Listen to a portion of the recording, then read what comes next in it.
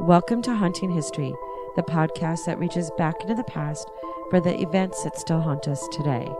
Tales of true crime, mystery, and the macabre. And when we're lucky, the stories were history and the people who lived it and the paranormal meet. Now, who doesn't love a good ghost story, right? Welcome back to Haunting History Podcast. I'm your host, Kat. And I'm Haley. This episode, I've always been fascinated by Edgar Allan Poe. Do you know who that is, Haley?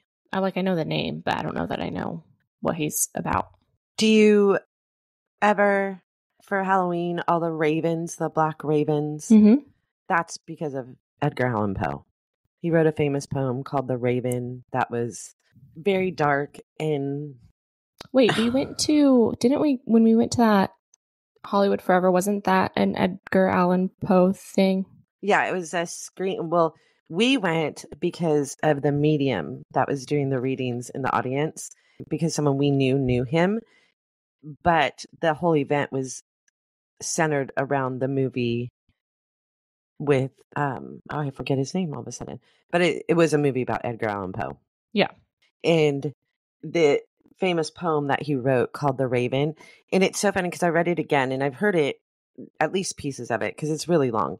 And I've always heard it my whole life. And then whenever you see the ravens or the word nevermore for Halloween decorations, it's all in reference to that poem. And I read it again really recently, and it's the structure of it is very rhymey, like almost like I probably shouldn't say this because people who are literary geniuses or followers would be really offended, but it's like the macabre Dr. Seuss, like it's very rhymey. But it's all centered around grief and loss. And I mean, he had a dark life, and I've always been fascinated by him. And I didn't, without really knowing about him other than that poem, and I didn't know about anything about him or his works. And maybe the mystery is what makes him so fascinating to me. Or maybe it's because you can't see a Halloween raven decoration or the word nevermore written on a Halloween decoration without thinking of him. Edgar Allan Poe was born January 19th, 1809 in Boston, Massachusetts, which was my first shock. For some reason, I always associated him with England. And then to know that he lived and died in the United States was a shock to me. I don't know if it's because of the macabre aspect of it or the darkness. Like you picture him in a rainy, foggy town. Like I don't think of him. Well, I mean, I think Boston, Massachusetts does get pretty rainy and foggy. Well, I know, but like I think of... I get it. I had that vibe too. Yeah, like I think of the like cobblestone streets and everything. So I never really associated him with the United States, which was when I was reading, I was like, wait, did I read that right? Like I looked up a bunch of sources and I was like, I had no idea.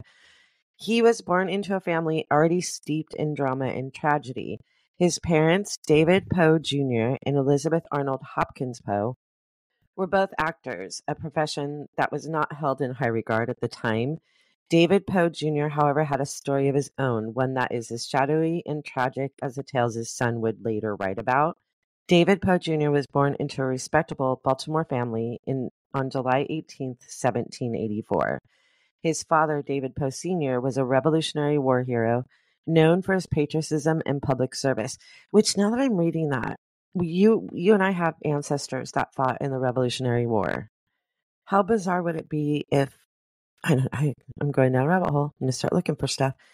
If our family members who were part of the Revolutionary War had in any way contact with Edgar Allan Poe's family, like his dad, his grandfather, that would just be so crazy.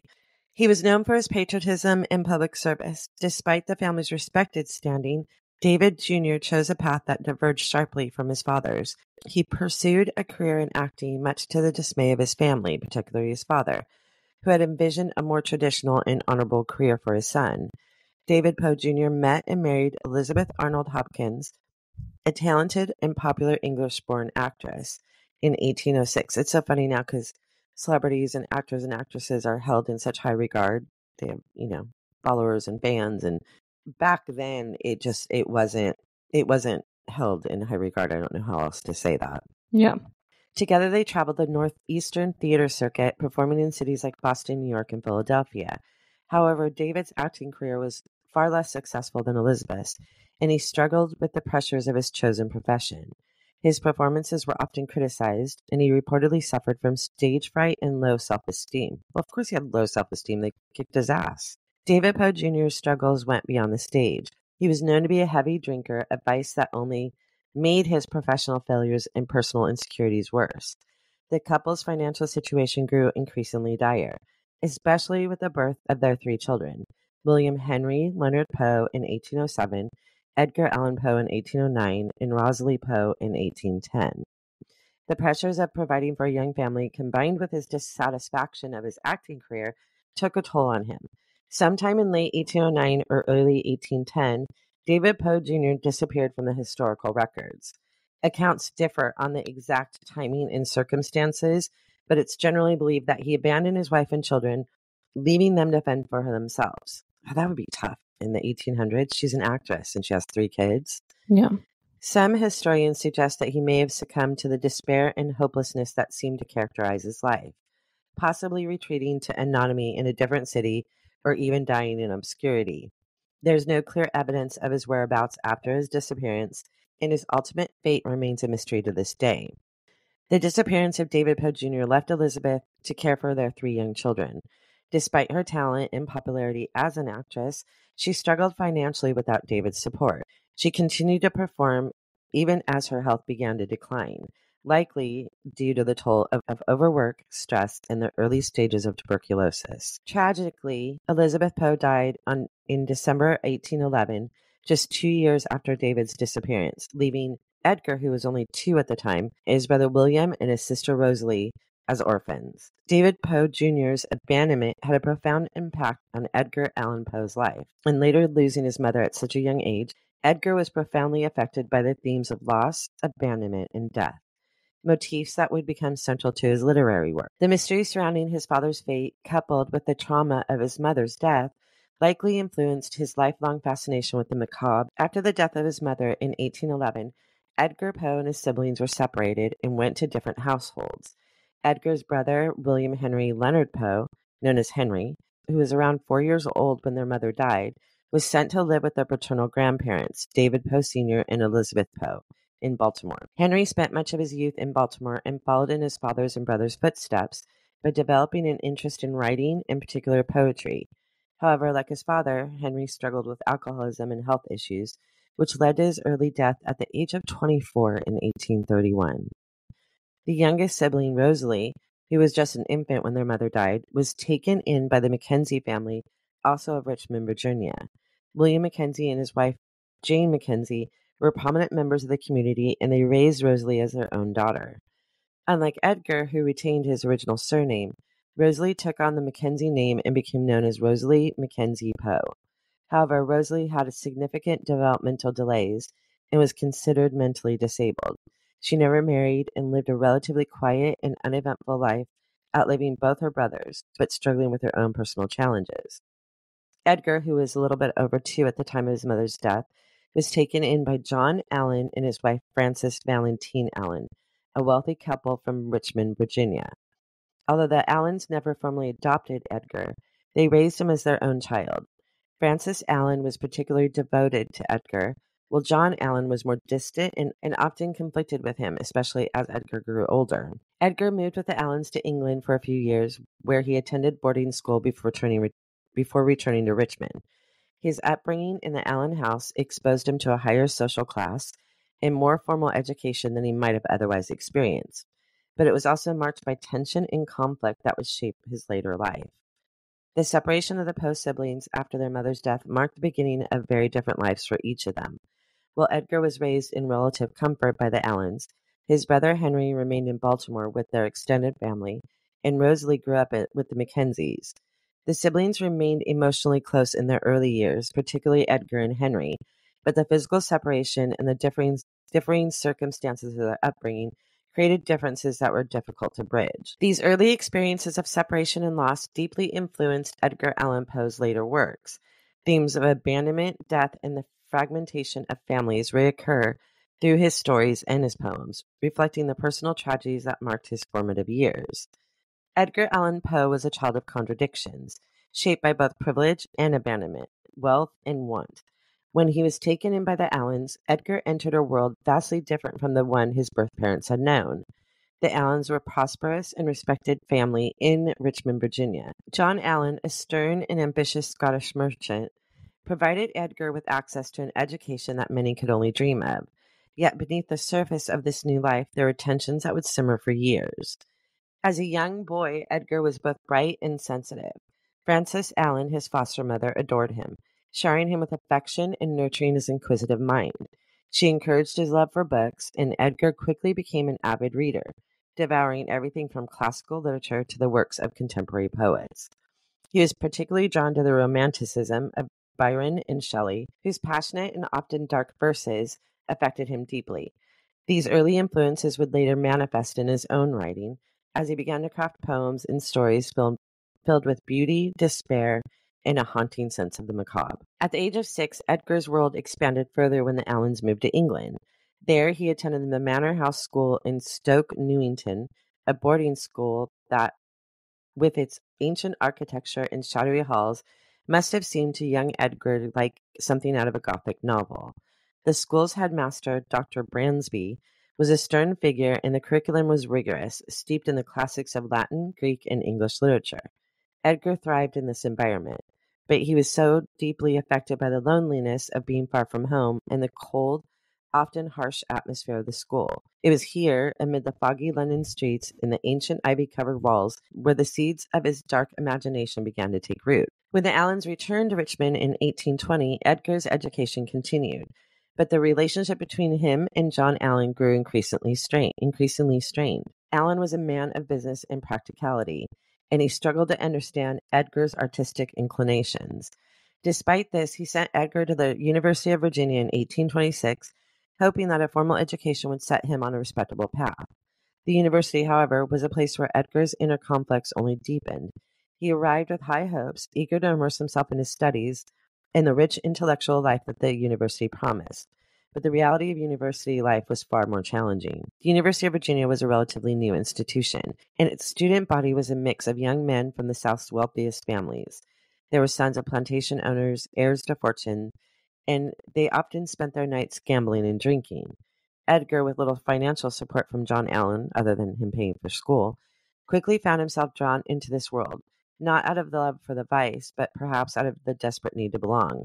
He gambled, hoping to win enough money to support himself, but instead fell into debt, a debt that his foster father refused to pay. Well, obviously. Edgar's time at the university was short-lived. After just 1 year, he was forced to leave, his debts unpaid and his relationship with John Allen at a breaking point. Allen's refusal to help him financially left Edgar feeling abandoned again, a familiar wound that cut deep. It was also a moment of bitter disillusionment that would echo throughout his life. eBay Motors is here for the ride. With some elbow grease and a whole lot of love, you transform 100,000 miles and a body full of rust into a drive that's all your own. LED headlights, spoilers, whatever you need, eBay Motors has it at affordable prices. And with eBay Guaranteed Fit, it's guaranteed to fit your ride every time. Keep your ride or die alive at ebaymotors.com. Eligible items only. Exclusions apply.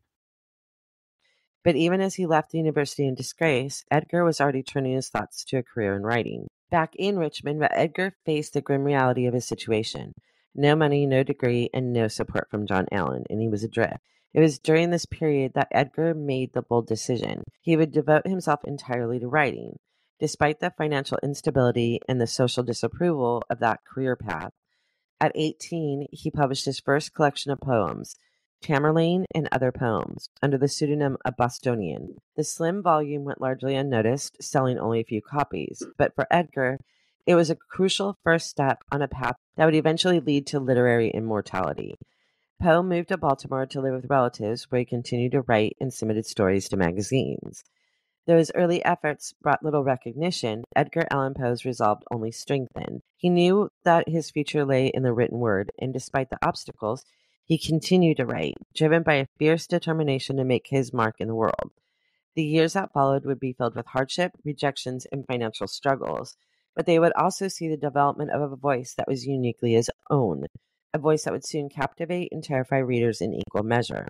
Edgar's early aspirations, born out of both passion and necessity, set the stage for a career that would push the boundaries of American literature. Even as he wrestled with his personal demons and the weight of his circumstances, Edgar Allan Poe was already on a path to becoming one of the most influential figures in literary history. In 1831, after a brief and unsatisfactory stint in the U.S. Military Academy at West Point, an experience that ended with Poe deliberately getting himself expelled, he published his third collection of poetry, Poems by Edgar A. Poe. Although the collection did not bring him much financial success, it did establish his reputation as a poet. However, it wasn't poetry that would pave the way for Poe's breakthrough. Instead, it was his short stories that would start to capture the attention of the literary world. Poe's first real success came in 1833 when a short story, M.S. Found in a Bottle, won a contest sponsored by the Baltimore Saturday Visitor. The story, a chilling and atmospheric tale of a doomed sea voyage, earned him $50, and more importantly, the recognition of John P. Kennedy, a prominent Baltimore lawyer and writer. Kennedy took a liking to Poe and became something of a mentor to him, helping him secure editorial positions and encouraging his literary pursuits. This marked the beginning of Poe's career as a professional writer and editor, even though it was a career fraught with difficulties. Over the next several years, Poe moved frequently, working as an editor for various magazines, including Southern Library Messenger in Richmond, Burton's Gentleman's Magazine in Philadelphia, and Graham's Magazine.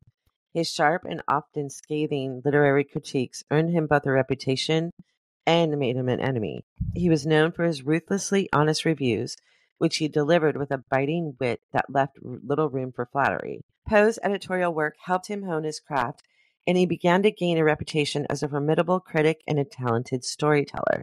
In the winter of 1835, Edgar Allan Poe, a writer struggling to find his place in the world, found comfort and love in an unexpected place. His young cousin, Virginia Clem. Virginia was only 13 years old at the time, a delicate girl with bright eyes and a gentle demeanor. Despite her youth, she possessed a maturity that drew Edgar to her, creating a bond that quickly deepened into a profound emotional connection. For Edgar, who had been orphaned and felt the sting of abandonment throughout his life, Virginia represented a kind of solace and stability he had long earned for. The idea of marriage between Edgar and Virginia was met with raised eyebrows, even in the 19th century, when such arrangements were not entirely unheard of. Poe was 27 at the time, and the age gap, coupled with the fact that Virginia was his cousin, made the union unconventional. Nevertheless, their bond was strong, and on May 16, 1836, in Richmond, Virginia, Edgar and Virginia were married in a small private ceremony. He was 27, she was 13. Well, she was 14, I think. That's a child. That's crazy. Their marriage was not just a legal union, but a deep emotional commitment, one that would endure both joy and profound sorrow. Despite the unusual circumstances of their marriage, Edgar and Virginia were devoted to each other. They shared a quiet, domestic life, with Edgar often writing late into the night, while Virginia played the harp or sang softly. Her voice was a soothing presence in their modest home. These early years of their marriage were marked by creativity and productivity for Poe. With Virginia by his side, he felt inspired and driven, pouring his emotions into his work, so she was like a muse to him. During their marriage, Poe wrote some of his most famous and enduring works. In 1831, he published Tales of the Grotesque and Arabesque, a collection that included some of the most iconic stories, such as The Fall of the House of Usher and Murders in the Rue Morgue. These tales, with their intricate plots, gothic atmosphere, and psychological depth, showcased Poe's growing mastery of the short story form. The Fall of the House of Usher, in particular, had its themes of decay, madness, and the supernatural, reflected the dark and eerie undercurrents that ran through Poe's own life. In 1843, Poe achieved another literary milestone with The Telltale Heart, a story that delves into the mind of a murderer, exploring themes of guilt and paranoia. The narrative's obsessive fixation and ultimate breakdown mirrored the inner turmoil that Poe often experienced, making it one of his most psychologically complex works. Around this time, he also wrote The Black Cat, another tale of madness and guilt, which further solidified his reputation as a master of horror. Yet, even as he was producing these works, the shadow of tragedy began to creep into Poe's life again. In 1842, Virginia, who had been the light of Edgar's life, fell seriously ill. She began coughing up blood, the first sign of tuberculosis, the same disease that had claimed his mother. The sight of Virginia, so young and vibrant, being consumed by illness, devastated Poe. He was deeply in love with her, and the thought of losing her filled him with dread. Virginia's illness marked the beginning of a period of intense sorrow and instability for Poe. Despite his growing fame, he struggled with financial difficulties, and his emotional state became increasingly fragile. He wrote furiously during this time, perhaps as a way to escape the harsh realities of his life. In 1845, he published The Raven, a poem that would become one of his most famous works. The Raven, with its haunting refrain of nevermore, is a meditation on loss and longing, themes that were all too familiar to Poe as he watched Virginia's health deteriorate. The Raven brought Poe national fame, but the success was bittersweet. As his reputation grew, Virginia's condition worsened. She became bedridden, her once bright spirit dimmed by the relentless progress of the disease. That must have been so hard to watch people die of tuberculosis. Oh, yeah, I can't even imagine. And it was just so common. So many people had it. Yeah. Edgar was by her side constantly, torn between his public persona as a celebrated author and his private agony as a husband watching his beloved wife slip away. In January 1847, the inevitable happened. Virginia died at the age of 24. Her death shattered Poe. The woman who had been his muse, his companion, and his source of comfort was gone, and with her went part of Poe's soul. The grief he felt was overwhelming, and it plunged him into a deep depression from which he would never fully recover. After Virginia's death, Poe's writing took on an even darker tone. In 1847, he wrote a poem that echoed the despair and sorrow he felt. The poem, which describes a nightmarish journey through a desolate landscape, is filled with images of death and mourning, reflecting Poe's own tortured state of mind. It's often seen as a reflection of Poe's grief over Virginia's death, with the poem's narrator haunted by memories of a lost love. In 1849, just 2 years after Virginia's death, Poe wrote Annabel Lee, a hauntingly beautiful poem that many believe was inspired by his love for Virginia. The poem tells a story of a young woman who dies, whose love remains eternal, even in death. Annabel Lee is filled with a sense of longing and loss, and its final lines, where the narrator lays down beside the tomb of his beloved, are a poignant reflection of Poe's own despair. The years following Virginia's death were marked with increasing instability for Poe. He struggled with alcoholism and financial difficulties, moving from place to place in a futile search for peace. His writing became more sporadic and his health deteriorated. The loss of Virginia had left him broken, and he found it increasingly difficult to summon the creative energy that had once flowed so freely. Edgar Allan Poe's life after the death of his beloved wife Virginia was marked by a profound descent into despair and instability, culminating in his own mysterious and tragic demise. In 1849, just 2 years after Virginia's death, Poe was a shadow of the man who had once captured the literary world's imagination with his dark and haunting tales. His health, already fragile, had deteriorated significantly, exacerbated by his increasing reliance on alcohol as a means of coping with his overwhelming grief. Yet even in this fragile state, Poe continued to write, producing some of his most poignant works, such as Annabel Lee and The Bells. In the summer of 1849, Poe seemed to be on the verge of a new beginning. He had plans to start a new literary magazine, The Stylist, and had reconnected with an old flame, Sarah Royster, with whom he was considering marriage. But these hopes were fleeting as the dark clouds of his past and his inner demons continued to haunt him. In late September of 1849, Poe left Richmond, Virginia, where he was staying with Royster, for Philadelphia. He was scheduled to edit a collection of poems, but never arrived. Instead, on October 3, 1849, Poe was found in a delirious state on the streets of Baltimore outside a tavern that was being used as a polling place for a local election. He was dressed in shabby, ill-fitting clothes that were not his own, and he was unable to explain how he had come to be in such a condition.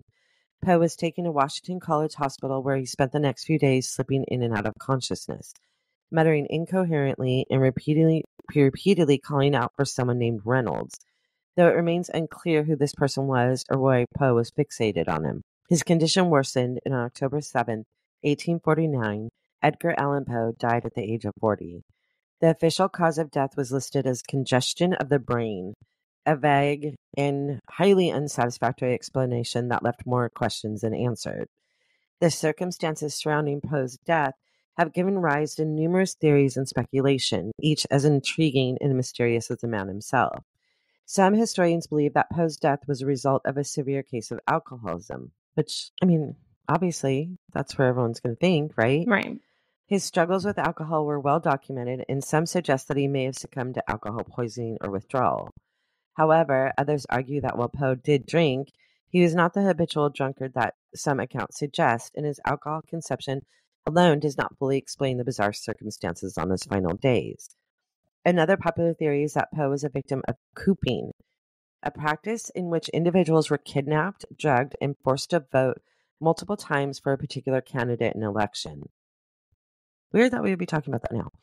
The fact that Poe, I didn't even correlate the fact that we're in an election year and there's just so much malarkey with everything. And I looked up cooping. They literally would take basically drunk people, mostly out of like taverns and bars and stuff, and they would dress them up and send them from polling place to polling place, claiming to be different people so that they could vote for whatever candidate they wanted.